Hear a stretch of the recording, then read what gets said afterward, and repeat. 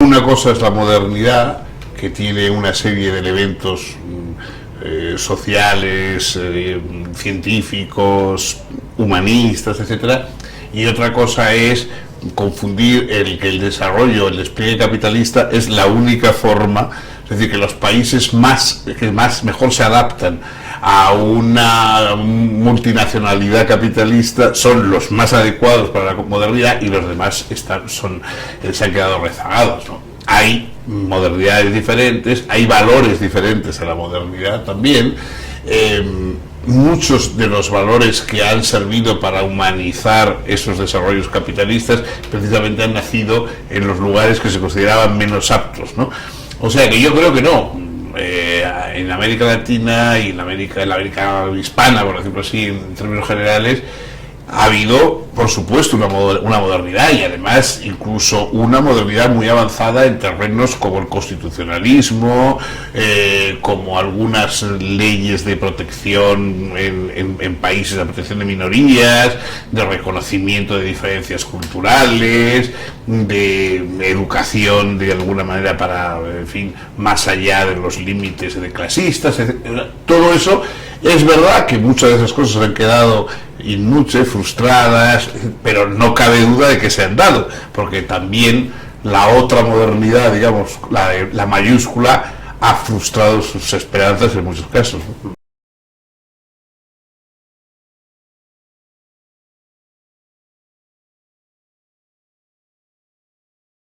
Sin los regímenes militares, o aún peor, violentos, totalitarios, etcétera, son contrarios a la modernidad, Europa entonces no puede dar lecciones de modernidad a nadie, porque no hay un lugar donde hayan ocurrido más regímenes autoritarios, violentos, más enfrentamientos entre países, etcétera, que en Europa. Incluso después de todo, la guerra civil norteamericana ocurrió después de la independencia de los países americanos, de modo que no, tampoco, no, yo no creo que eso, al contrario, es decir, hay una modernidad pacífica, armónica, legislativa, etcétera, y hay una modernidad belicosa, violenta, totalitaria, y también es moderna. O sea, Hitler o Mussolini eran muchas cosas malas, pero no se puede decir que no fueran modernos en su momento.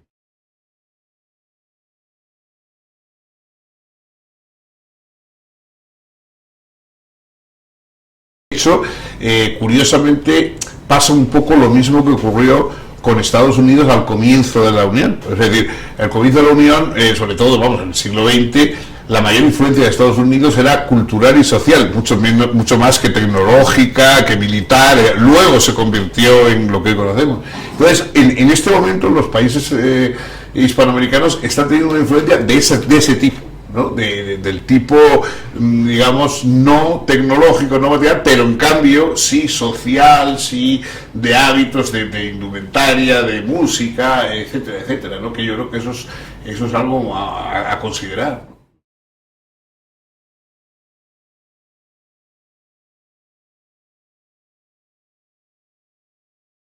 Eso, son un poco unas identificaciones virtuales, ¿no?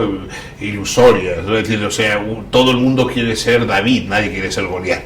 Entonces se ha creado el establecimiento de que, bueno, de que David son los pueblos indígenas, los pueblos primitivos, los pueblos que no tienen fuerza, armas modernas, etcétera, frente a la humanidad arrollada por culpa de la tecnología, etcétera, etcétera, que viene. Entonces, Claro, eso es un reparto de papeles, ¿no? Nosotros resistimos, un poco es el modelo Asterix, digamos, ¿no? El modelo Asterix, o sea, todos queremos ser los galos en nuestra pequeña aldea resistiendo al imperio de César y nadie quiere ser César, ¿no? A pesar de que luego, objetivamente, probablemente el imperio de César aporta muchas más cosas a los propios franceses, etcétera, de hoy que los galos, ¿no?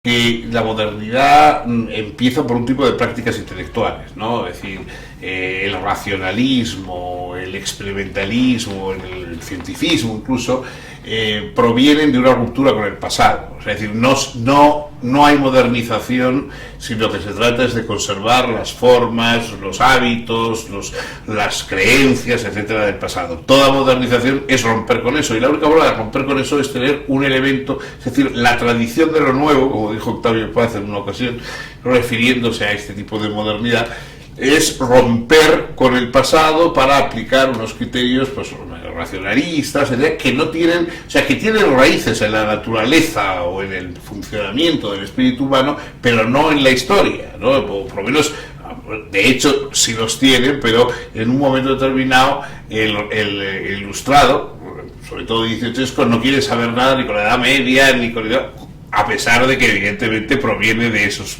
movimientos, ¿no? Entonces, este movimiento de la Ilustración, yo creo que sí, que tiene un elemento ideológicamente de ruptura y por lo tanto nace ahí, y de ahí vienen las consecuencias, buenas y malas. A Thomas Carlyle, el historiador y, en fin, literato escocés, ya a comienzos del 19, en una ocasión una señora, cuando vio que estaba elogiando, haciendo el panegírico de los enciclopedistas, y bueno, un panegírico dudoso porque Carlyle los consideraba peligrosos, pero que la señora dijo, pero por Dios, si esta gente no lo haya leído nadie, si solo lo han leído 4 gatos, no tiene importancia ninguna. Y entonces Carlyle le señaló la enciclopedia que estaba detrás de ahí, los volúmenes de la enciclopedia, y dijo, señora, ¿ve usted esos volúmenes? Pues la segunda edición de esos volúmenes se encuadernó con la piel de los que se habían leído en la primera. O sea, es verdad, es decir, los que tomaron a broma como ideas, como puras especulaciones, las ideas de la enciclopedia, luego tuvieron que enfrentarse con las consecuencias de esas ideas en la práctica.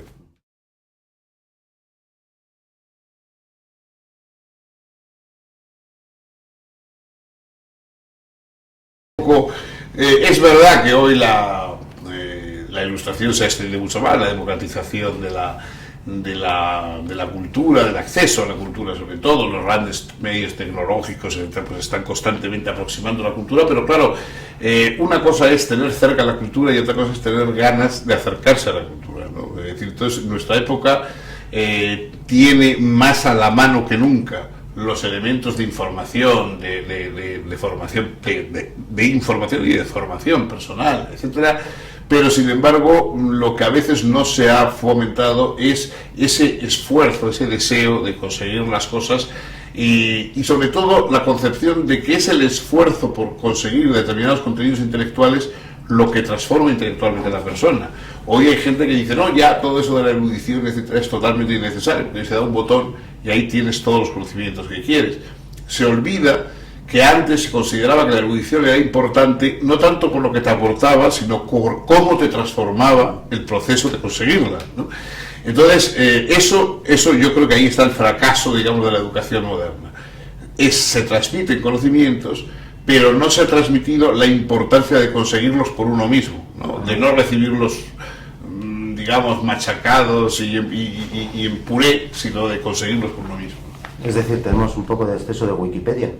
Tenemos, bueno, yo creo que los medios estos son excelentes y los utilizo en la medida de mis torpes capacidades todo lo posible, pero es verdad que, claro, no pueden dispensar, nada te puede dispensar del esfuerzo de pensar y del esfuerzo del riesgo de pensar también, ¿no? Es decir, incluso si te dicen una fórmula perfecta, si tú no has llegado a ella por la vía del pensamiento, esa fórmula no te va a servir más que como un dogma. Es decir, las fórmulas racionalistas más liberadoras en el momento en que se transmiten como una orden, dejan de ser liberadoras y se convierten en esclavizadoras, ¿no? Como se ha visto a lo largo del tiempo.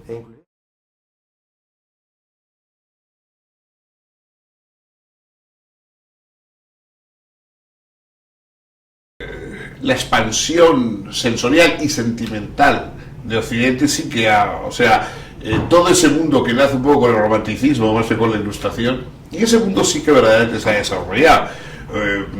Hoy las personas vestimos los hombres, en vez de ir con esa uniformización que iban frente a la diversidad de los vestidos femeninos, los hombres íbamos muy uniformados. Hoy tenemos mucho más diversidad de aspectos. Hoy de alguna manera también no es inhabitual que un hombre pueda utilizar un perfume o pueda utilizar incluso maquillaje, etcétera. O sea que el redescubrimiento del cuerpo es verdad que ha pasado en otras épocas, pero hoy es una cosa general. O sea, la loción para afeitar la utiliza el proletario y el gran industrial, ¿no?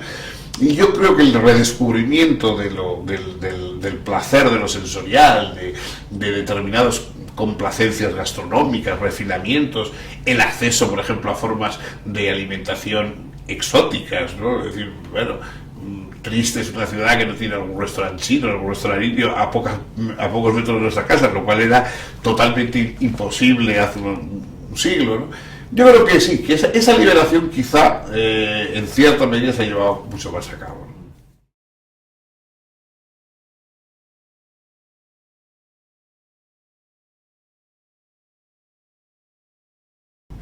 Bueno, sin duda el nacionalismo es moderno, ¿no? Es algo que aparece pues cuando la genealogía de los reyes se transmite o se democratiza, convirtiéndose en genealogía de la nación. Entonces lo que era leyenda áurea sagrada de los reyes pues se convierte en leyenda áurea sagrada de la nación, lo cual tiene de bueno que por lo menos tocamos a más, ¿no? Esa leyenda ya no es privativa de una familia. O sea, obviamente en el 18 no era lo mismo luchar por el rey que luchar por la nación, y no era lo mismo enfrentarse al colonizador desde el deseo de alcanzar una identidad organizativa, etcétera, propia, y por lo tanto la metrópoli que dejara de expoliar a los locales, o sea que todo eso en principio tiene un aspecto positivo. Lo que pasa es que como todo lo demás pues va transformando y se va convirtiendo en una especie de morbo, ¿no? De enfermedad. O sea, don Julián Marías, cuando le decían esto de bueno, pero claro, todos somos nacionalistas porque todos tenemos nación, decían, no. Una cosa es tener nación y otra cosa es ser nacionalista. Lo mismo es que una cosa es tener apéndice y otra cosa es padecer apendicitis, ¿no? El nacionalismo es la apendicitis de la nación, es decir, una inflamación indeseable del sentimiento nacional. Uno puede tener el sentimiento de pertenencia a un grupo, a una nación institucional y desear que lo mejor para ese grupo y lo más de la prosperidad, etcétera, porque eso es una cuestión meramente racional y plenamente racional. Y otra cosa es que eso se inflame hasta el punto de que explique la vida y se convierta además en un elemento de perturbación de la paz para los demás.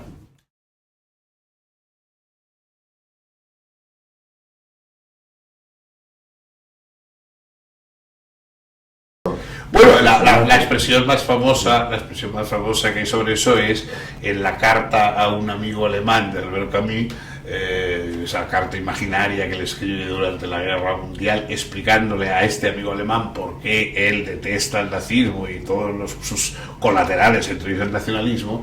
Entonces Camus dice: yo amo demasiado a mi país para ser nacionalista. Bueno, esa expresión efectivamente de que el verdadero amor en el sentido racional, en el sentido de identificación con los elementos liberadores y no con los elementos excluyentes, etcétera, el verdadero amor a un país no es nacionalista, porque amamos en ese país los elementos universales que está aportando a los demás.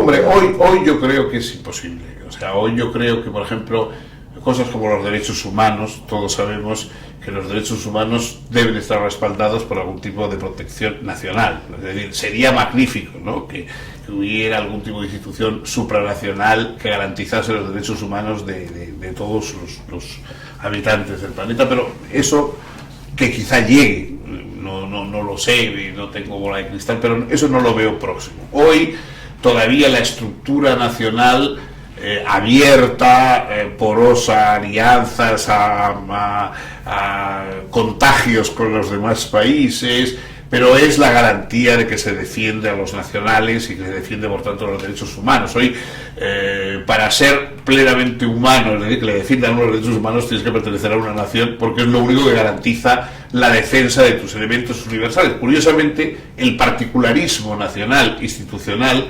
garantiza la defensa de tu universalidad y de tus derechos universales. De momento es así. No sé si eso será siempre así, ni siquiera deseo que sea siempre así, pero desde luego no veo a corto plazo.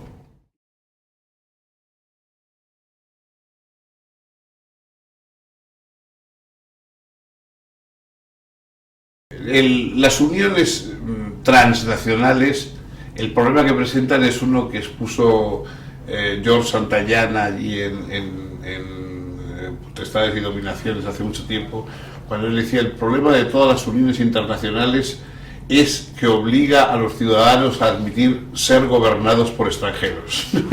En parte que ese es el verdadero problema. O sea, toda unión transnacional nos obliga a que en parte aceptemos que vamos a ser gobernados por extranjeros. Eso la Unión Europea es muy clara, y eso es lo que causa el rechinar de dientes y el tal, porque claro, hay cosas que toleramos o aceptamos de mala gana a nuestros gobernantes, pero que claro, si se vienen de los gobernantes extranjeros, nos parecen atropellos y más. Y sin embargo, no hay unión transnacional que no sea a base de aceptar que los extranjeros también tienen derecho a decir sobre nosotros en parte. Evidentemente, en el caso europeo, el problema es, porque cuando se habla, dice, bueno, la unión, hay que tener una unión cultural. Esas uniones ya existen.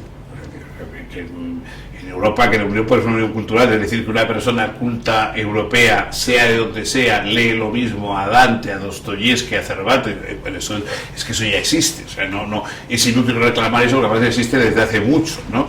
Y que las personas en Europa tienen una familiaridad con los otros países y con sus fórmulas vitales y hábitos, etc. O sea, lo que falta es una estructura política. Una verdadera estructura política, bueno, lo que se ha dicho tantas veces, ¿no? Las estructuras políticas se basan en dos cosas muy desagradables, que son impuestos y un ejército. O sea, que son dos cosas que a nadie le gustan, pero son las que forman la estructura política. Entonces, Europa no tiene ni impuestos comunes ni un ejército común, y sin embargo, sin eso es difícil, y por supuesto el Parlamento, las leyes, etcétera, pero tiene que tener esas vertebraciones efectivas, ¿no?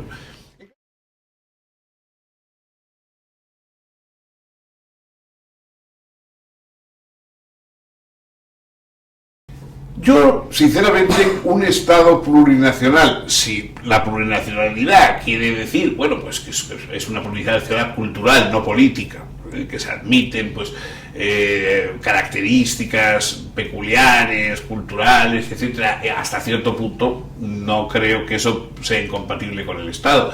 Claro, si eso quiere decir que va a haber lenguas diferentes, formas de educación distintas, fidelidades políticas opuestas, verdaderamente yo creo que eso es introducir el fermento de la discordia dentro de lo que quería ser una forma de concordia institucionalizada, que es la Constitución.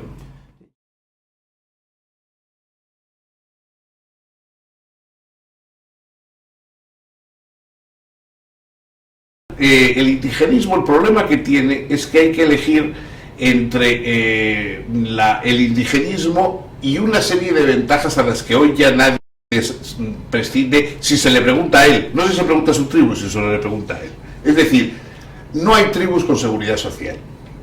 Ese es el problema. Los tribus tienen otro tipo de mecanismos. Entonces, si uno quiere que las mujeres no mueran de fiebres puerperales, que los niños tengan educación, etcétera, etcétera, no puede decir que cualquier fórmula es válida, porque hay fórmulas tribales que, decir, no tienen las ventajas que hoy algunos consideramos que lo son aunque sean modernas, es decir, aunque no sean ancestrales. La ancestralidad, la tradición, lo de siempre se ha hecho así, no es ningún mérito. Yo estoy convencido de que los indígenas peruanos, por ejemplo, que empezaron a descubrir las funciones febrífugas de la corteza de quinina para curarse, o sea, no, esa idea de que hay una razón oriental y otra occidental, una primitiva y otra moderna, esas cosas yo creo que son absurdas. La razón es la razón y la aplican en todos los pueblos, y por lo tanto hay unas ventajas que es evidente que las ventajas de tener una asistencia social, de tener una ayuda en los problemas, de no tener que depender de la voluntad de caciques o de tal, eso es ventajoso en todos los casos, ¿no? O sea, yo en eso pienso que la racionalidad humana es mucho más uniforme, ¿no? Ernest Gombrich, el gran historiador del arte, decía sí, bueno, la pluralidad de culturas. Yo efectivamente conozco, por ejemplo, pueblos que no han utilizado la perspectiva y cuyo arte no tiene la perspectiva, pero no conozco ningún pueblo cuyos habitantes, cuyos miembros, para esconderse de un enemigo, se pongan delante del árbol y no detrás.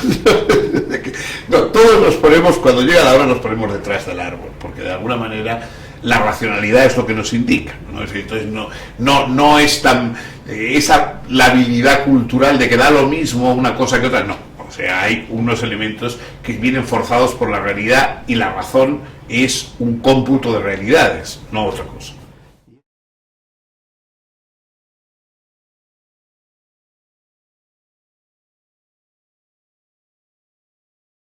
Yo creo que los estados laicos, y luego me parece que un estado democrático tiene que ser laico fundamentalmente, no deben discutir de teología con los ciudadanos. El laicismo es no discutir de teología.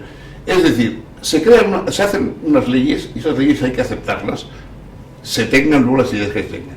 Pero fuera de eso, no hay que discutir de teología. Es decir, está establecido que cuando uno va a hacerse la foto en el carnet de documento de hacer de identidad, tiene que ir con la cara descubierta. Entonces, ni el burka, ni una armadura, ni cualquier otro tipo de disfraz sirve y la persona tiene que ir a cara descubierta.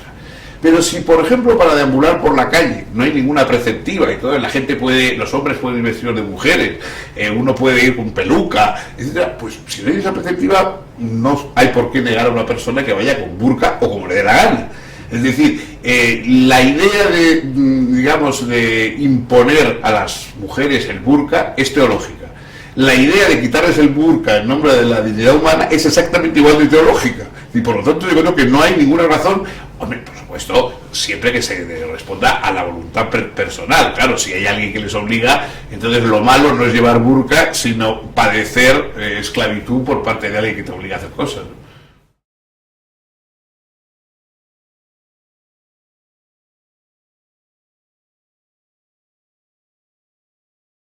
Yo creo que los cambios decisivos de comprensión siempre vienen mucho después de los acontecimientos, no durante los acontecimientos. Es decir, ahora están pasando cosas, la crisis, etcétera, etcétera, grandes problemas de paro, de reacomodo en el laboral, que el trabajo pase de ser productividad a ser de alguna forma integración social y muchas otras cosas. Entonces, todo eso está pasando ahora y todo eso es muy significativo. Lo pensaremos de una manera decisoria probablemente dentro de un tiempo. Ahora estamos todavía demasiado inmersos en ello, ¿no? Pues, bueno, todos los días están pasando cosas trascendentales, ¿no? Una ocasión le preguntaron a Víctor Hugo si él temía el fin del mundo, ¿no? Y Víctor Hugo dijo, el fin del mundo, eso ya ha pasado muchas veces, ¿no? Pues bueno, es verdad, que el fin del mundo, las crisis, eso pasa muchas veces. El fin de la historia ha pasado muchas veces, y porque es verdad que hay historias que acaban y otras que empiezan, pero lo difícil es cuando tú estás inmerso en pleno asunto, decidir si la historia acaba o todavía continúa.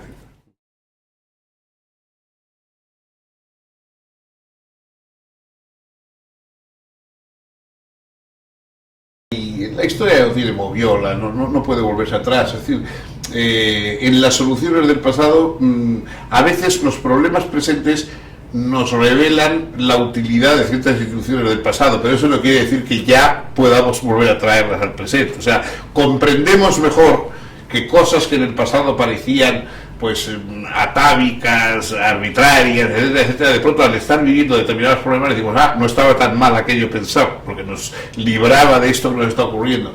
Pero esa reflexión rara vez puede ir acompañada de decir, por lo tanto, traigamos otra vez aquello al presente. Yo creo que eso pasa lo mismo con las formas de la familia, etcétera, etcétera. Pues naturalmente que hemos descubierto que la familia no era algo tan prescindible y aleatorio como a lo mejor en los años 60 llegó a pensarse. Eso no quiere decir que vaya a volver la familia patriarcal, etcétera, de los años 40 y 50. No va a volver. Van a volver otras fórmulas porque es verdad que la familia es imprescindible para el desarrollo, la madurez afectiva, todo lo demás, pero ya tendrá que ser adecuado a la modernidad. Y lo mismo pasa con el Estado. El Estado, yo creo que hoy por hoy sigue siendo un elemento necesario de institucionalización de ayudas, de seguridad social, de garantía de derechos, pero ya lo que no puede ser es el Estado de Bismarck, o sea, que tiene otra cosa.